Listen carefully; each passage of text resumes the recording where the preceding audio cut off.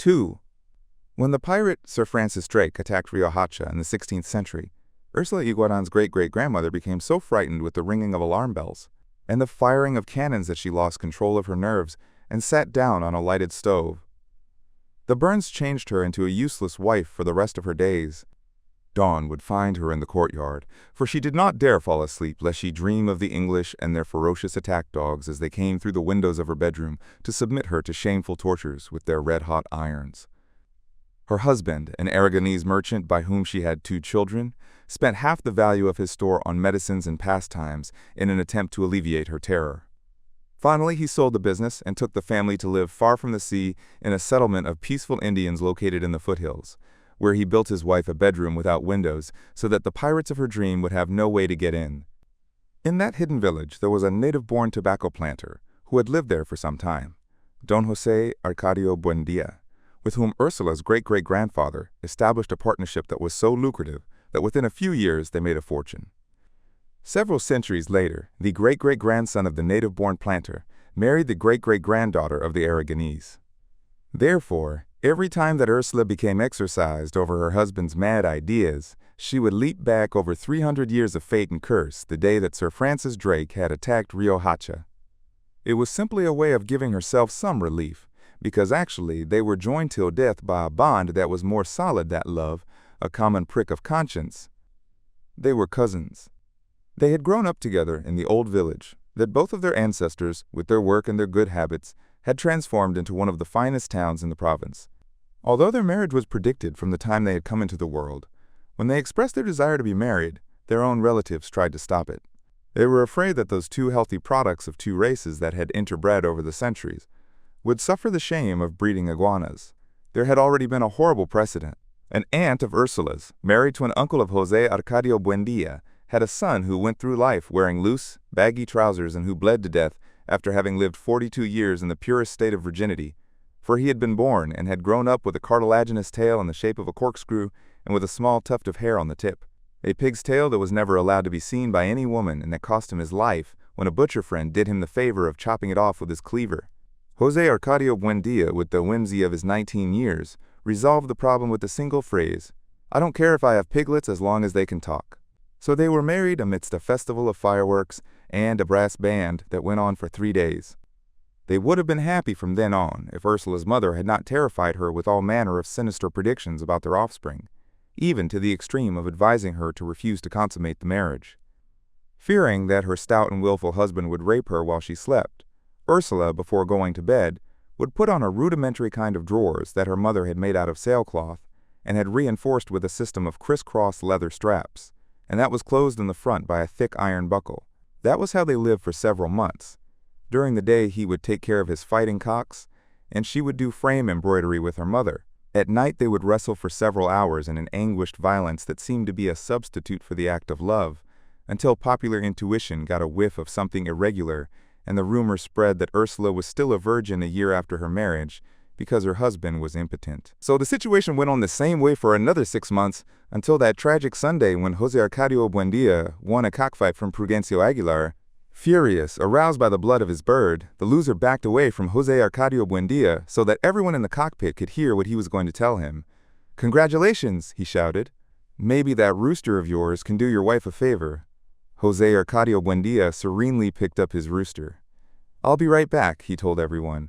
And then to Prudencio Aguilar, "You go home and get a weapon, because I'm going to kill you." 10 minutes later he returned with the notched spear that had belonged to his grandfather. At the door to the cockpit, where half the town had gathered, Prudencio Aguilar was waiting for him. There was no time to defend himself. José Arcadio Buendía's spear, thrown with the strength of a bull, and with the same good aim with which the first Aureliano Buendía had exterminated the jaguars in the region, pierced his throat. That night, as they held awake over the corpse in the cockpit, José Arcadio Buendía went into the bedroom as his wife was putting on her chastity pants. Pointing the spear at her, he ordered, "Take them off." Ursula had no doubt about her husband's decision. "You will be responsible for what happens," she murmured. José Arcadio Buendía stuck the spear into the dirt floor. "If you bear iguanas, we'll raise iguanas," he said, "but there'll be no more killings in this town because of you." The matter was put down as a duel of honor, but both of them were left with a twinge in their conscience. One night, when she could not sleep, Úrsula went out into the courtyard to get some water, and she saw Prudencio Aguilar by the water jar. He was livid, a sad expression on his face, trying to cover the hole in his throat with a plug made of esparto grass. It did not bring on fear in her, but pity. She went back to the room and told her husband what she had seen, but he did not think much of it. This just means that we can't stand the weight of our conscience. 2 nights later, Úrsula saw Prudencio Aguilar again, in the bathroom, using the esparto plug to wash the clotted blood from his throat. On another night, she saw him strolling in the rain. José Arcadio Buendía, annoyed by his wife's hallucinations, went out into the courtyard armed with the spear. There was the dead man with his sad expression. "You go to hell," José Arcadio Buendía shouted at him. "Just as many times as you come back, I'll kill you again." Prudencio Aguilar did not go away, nor did José Arcadio Buendía dare throw the spear. He never slept well after that. He was tormented by the immense desolation with which the dead man had looked at him through the rain, his deep nostalgia as he yearned for living people, the anxiety with which he searched through the house looking for some water with which to soak his esparto plug. "He must be suffering a great deal," he said to Úrsula. "You can see that he's so very lonely." She was so moved that the next time she saw the dead man uncovering the pots on the stove, she understood what he was looking for, and from then on she placed water jugs all about the house. One night, when he found him washing his wound in his own room, José Arcadio Buendía could no longer resist. "It's all right, Prudencio," he told him. "We're going to leave this town, just as far away as we can go, and we'll never come back. Go in peace now." That was how they undertook the crossing of the mountains. Several friends of José Arcadio Buendía, young men like him, excited by the adventure, dismantled their houses and packed up, along with their wives and children, to head toward the land that no one had promised them. Before he left, José Arcadio Buendía buried the spear in the courtyard, and, one after the other, he cut the throats of his magnificent fighting cocks, trusting that in that way he could give some measure of peace to Prudencio Aguilar. All that Úrsula took along were a trunk with her bridal clothes, a few household utensils, and the small chest with the gold pieces that she had inherited from her father. They did not lay out any definite itinerary. They simply tried to go in a direction opposite to the road to Riohacha, so that they would not leave any trace or meet any people they knew. It was an absurd journey. After 14 months, her stomach corrupted by monkey meat and snake stew, Úrsula gave birth to a son who had all of his features human. She had traveled half of the trip in a hammock that 2 men carried on their shoulders, because swelling had disfigured her legs and her varicose veins had puffed up like bubbles. Although it was pitiful to see them with their sunken stomachs and languid eyes, the children survived the journey better than their parents, and most of the time it was fun for them. One morning, after almost 2 years of crossing, they became the first mortals to see the western slopes of the mountain range. From the cloudy summit, they saw the immense aquatic expanse of the great swamp as it spread out toward the other side of the world. But they never found the sea. One night, after several months of lost, wandering through the swamps, far away now from the last Indians they had met on their way, they camped on the banks of a stony river, whose waters were like a torrent of frozen glass. Years later, during the Second Civil War, Colonel Aureliano Buendía tried to follow that same route in order to take Riohacha by surprise, and after 6 days of traveling he understood that it was madness. Nevertheless, the night on which they camped beside the river, his father's host had the look of shipwrecked people with no escape, but their number had grown during the crossing, and they were all prepared, and they succeeded, to die of old age. José Arcadio Buendía dreamed that night that right there a noisy city with houses having mirror whales rose up. He asked what city it was, and they answered him with a name that he had never heard, that had no meaning at all, but that had a supernatural echo in his dream. Macondo. On the following day, he convinced his men that they would never find the sea. He ordered them to cut down the trees to make a clearing beside the river, at the coolest spot on the bank, and there they founded the village. José Arcadio Buendía did not succeed in deciphering the dream of houses with mirror walls until the day he discovered ice. Then he thought he understood its deep meaning. He thought that in the near future, they would be able to manufacture blocks of ice on a large scale, from such a common material as water, and with them build the new houses of the village. Macondo would no longer be a burning place, where the hinges and door knockers twisted with the heat, but would be changed into a wintry city. If he did not persevere in his attempts to build an ice factory, it was because at that time he was absolutely enthusiastic over the education of his sons, especially that of Aureliano, who from the first had revealed a strange intuition for alchemy. The laboratory had been dusted off. Reviewing Melchiotti's notes, serene now, without the exaltation of novelty, in prolonged and patient sessions they tried to separate Ursula's gold from the debris that was stuck to the bottom of the pot. Young José Arcadio scarcely took part in the process, while his father was involved body and soul with his water pipe. The willful firstborn, who had always been too big for his age, had become a monumental adolescent. Around that time, a merry, foul-mouthed, provocative woman came to the house to help with the curia, and she knew how to read the future in cards. Ursula spoke to her about her son. She thought that his disproportionate size was something as unnatural as her cousin's tail of a pig. The woman let out an expansive laugh that resounded through the house like a spray of broken glass. "Just the opposite," she said. "He'll be very lucky." In order to confirm her prediction, she brought her cards to the house a few days later, and locked herself up with José Arcadio in a granary off the kitchen. She calmly placed her cards on an old carpenter's bench, saying anything that came into her head, while the boy waited beside her, more bored than intrigued. Suddenly she reached out her hand and touched him. "Lordy," she said, sincerely startled, and that was all she could say. José Arcadio felt his bones filling up with foam, a languid fear, and a terrible desire to weep. The woman made no insinuations, but José Arcadio kept looking for her all night long, for the smell of smoke that she had under her armpits, and that had got caught under his skin. He wanted to be with her all the time. He wanted her to be his mother, for them never to leave the granary, and for her to say "Lordy" to him. One day he could not stand it anymore, and he went looking for her at her house. He made a formal visit, sitting uncomprehendingly in the living room without saying a word. At that moment he had no desire for her. He found her different, entirely foreign to the image that her smell brought on, as if she were someone else. He drank his coffee and left the house in depression. That night, during the frightful time of lying awake, he desired her again with a brutal anxiety. But he did not want her that time, as she had been in the granary, but as she had been that afternoon. Days later, the woman suddenly called him to her house, where she was alone with her mother, and she had him come into the bedroom with the pretext of showing him a deck of cards. Then she touched him with such freedom that he suffered a delusion after the initial shudder, and he felt more fear than pleasure. She asked him to come and see her that night. He agreed, in order to get away, knowing that he was incapable of going. But that night, in his burning bed, he understood that he had to go wee her, even if he were not capable. He got dressed by feel, listening in the dark to his brother's calm breathing, the dry cough of his father in the next room, the asthma of the hens in the courtyard, the buzz of the mosquitoes, the beating of his heart, and the inordinate bustle of a world that he had not noticed until then, and he went out into the sleeping street. They had succeeded, as a matter of fact, after putting in complicated and persevering days at it. Ursula was happy, and she even gave thanks to God for the invention of alchemy, while the people of the village crushed into the laboratory, and they served them guava jelly on crackers to celebrate the wonder, and José Arcadio Buendía let them see the crucible with the recovered gold, as if he had just invented it.